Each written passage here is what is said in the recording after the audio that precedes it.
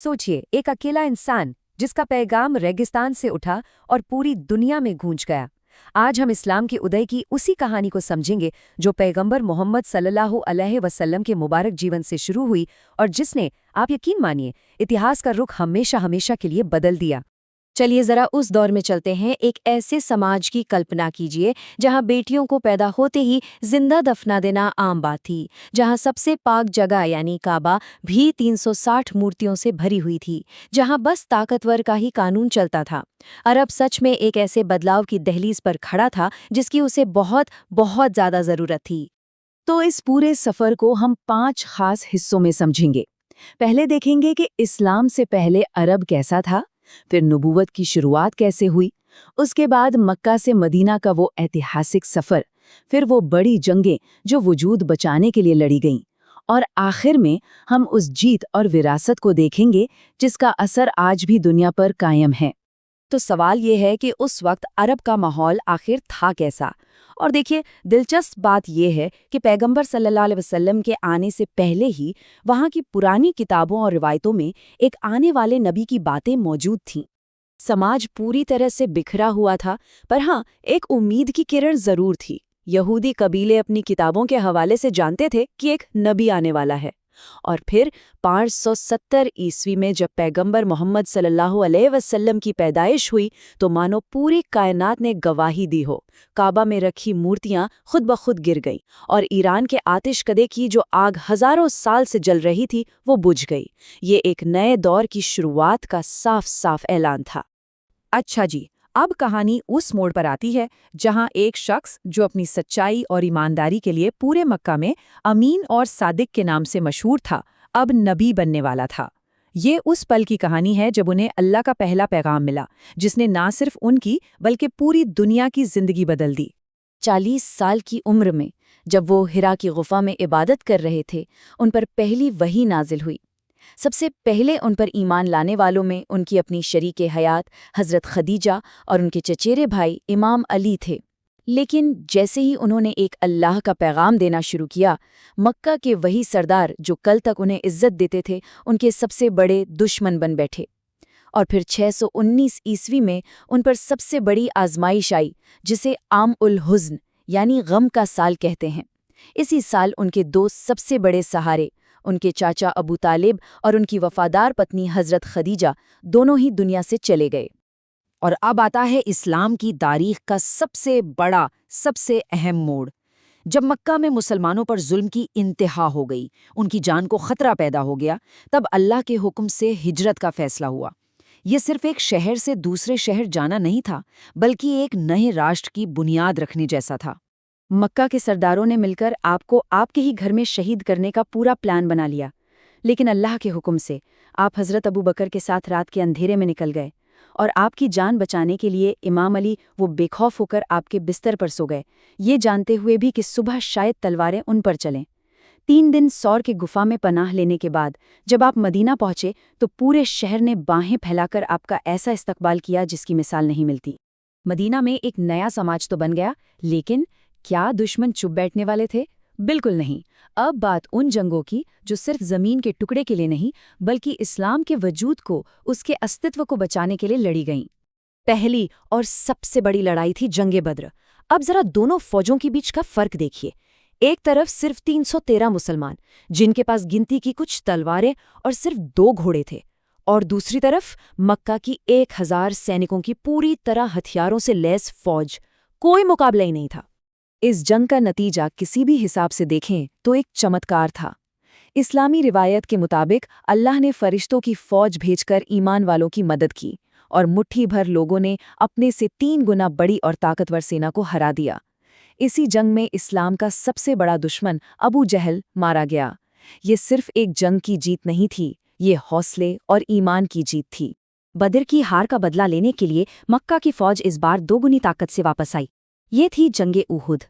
उनके 3000 सैनिकों के सामने 1000 मुसलमान थे। लेकिन लड़ाई शुरू होने से ठीक पहले मुनाफिकों के सरदार अब्दुल्ला इब्ने उबी ने धोखा दे दिया और अपने 300 साथियों को लेकर फौज से अलग हो गया। अब मुसलमानों की तादाद सिर्फ 700 रह गई थी। पता है, इस जंग में शुरुआती जीत मुसलमानों की ही हो रही थी, लेकिन एक अहम पहाड़ी पर तीरंदाजों का एक दस्ता तैनात था, जिन्हें पैगंबर ने साफ हुक्म दिया था कि कुछ भी हो जाए अपनी जगह मत छोड़ना। पर जैसे ही उन्होंने दुश्मन को भागते देखा, वो अपने पोस्ट छोड़कर नीचे आ गए। बस यही एक गलती बहुत भारी पड़ गई। दुश्मन ने पलटकर उसी रास्ते से हमला किया और जीती हुई बाजी हार में बदल गई। ये एक बहुत दर्दनाक सबक था, जिसमें हजरत हमजा जैसे कई बड़े सहाबा शहीद हुए। इसके बाद हुई जंग खंदक, यानी खाई की जंग। इस बार तो मक्का के साथ कई और कबीले भी मिल गए और 10,000 की एक बहुत बड़ी सेना ले आए।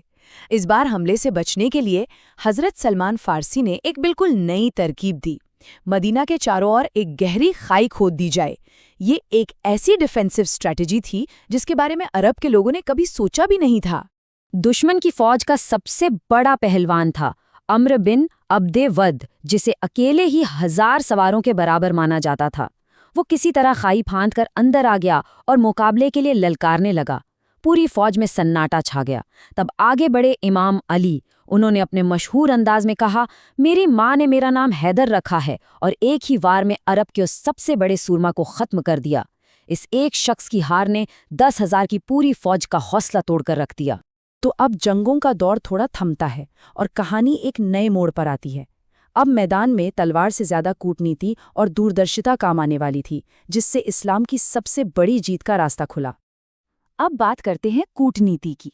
एक संधि हुई थी, सुलह हुदैबिया। इसकी शर्तें देखकर ऐसा लगा कि मुसलमानों ने तो जैसे घुटने ही टेक दिए हैं। पर सवाल ये है कि क्या ये वाकई एक हार थी या फिर एक बहुत ही बड़ी रणनीतिक जीत। जरा शर्तें सुनिए। मक्का और मदीना में 10 साल तक जंग नहीं होगी। मुसलमान इस साल उम्रा किए बिना वापस लौटेंगे। अगर मक्का से कोई मुसलमान होकर मदीना आया तो उसे वापस करना होगा, लेकिन अगर कोई मुसलमान मदीना से भागकर मक्का चला गया तो उसे वापस नहीं किया जाएगा। जाहिर सी बात है, ये शर्तें सहाबा को बहुत अपमानजनक लगी और उन्हें बिल्कुल भी मंजूर नहीं थीं। लेकिन यहीं पर पैगंबर सल्लल्लाहु अलैहि वसल्लम की दूरदर्शिता देखने वाली थी, जिसे उस वक्त बहुत से लोग समझ नहीं पाए। हुआ ये कि जिन नए मुसलमानों को संधि की वजह से मदीना में पनाह नहीं मिली, उन्होंने मक्का के व्यापारिक रास्तों पर ही अपना डेरा डाल दिया और उनके सारे काफिले रोक दिए। आखिर में तंग आकर मक्का वालों ने खुद पैगंबर से गुजारिश की कि भाई इस शर्त को ख़त्म कर दो। जो एक डिप्लोमैटिक हार लग रही थी, वो असल में एक शानदार जीत साबित हुई। और कुछ ही साल बाद जब मक्का वालों ने ये संधि तोड़ दी तो हालात पूरी तरह बदल चुके थे। जो मुसलमान बद्र की जंग में सिर्फ 313 थे, अब उनकी तादाद 10,000 हो चुकी थी। पैगंबर सल्लल्लाहु अलैहि वसल्लम इसी विशाल सेना के साथ अपने वतन मक्का की ओर बढ़े। मक्का के लोगों ने जब इतनी बड़ी फौज देखी तो बिना लड़े ही हथियार डाल दिए। अब ये इंतकाम का दिन हो सकता था, बदला लिया जा सकता था, लेकिन पैगंबर सल्लल्लाहु अलैहि वसल्लम ने सबको आम माफ़ी का ऐलान कर दिया। यहाँ तक कि अपने सबसे कट्टर दुश्मन अबू सुफियान को भी माफ़ कर दिया।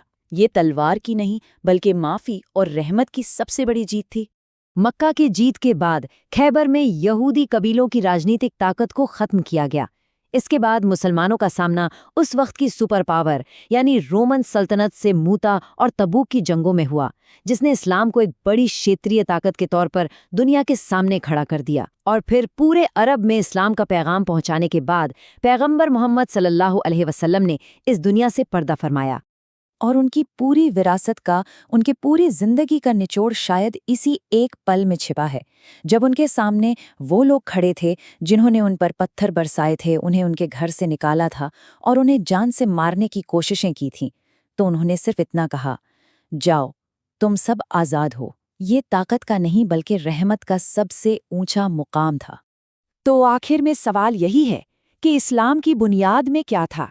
क्या सिर्फ संघर्ष और तलवार थी, या फिर एक गहरी रणनीति, एक अटूट विश्वास और सबसे बढ़कर रहमत और माफ़ी का वो जज्बा जिसने दुश्मनों के भी दिलों को जीत लिया? इसका जवाब मुझे लगता है इतिहास के इन्हीं पन्नों में छिपा है।